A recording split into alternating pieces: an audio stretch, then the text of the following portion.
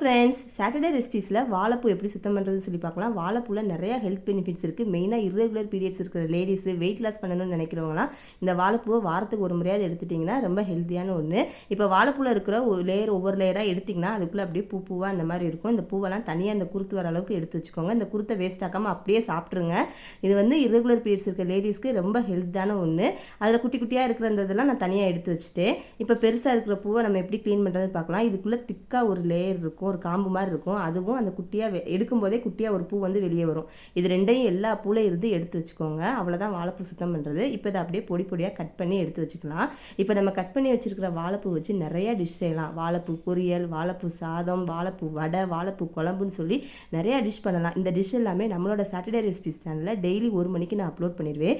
இந்த வீடியோஸ்லாம் நீங்கள் பார்க்கணுன்னா நம்மளோட சாட்டர்டே ரெசிபீஸ் சேனலை சப்ஸ்கிரைப் பண்ணிக்கோங்க. அப்படியே இன்ஸ்டா பேஜையும் ஃபாலோ பண்ணிக்கோங்க.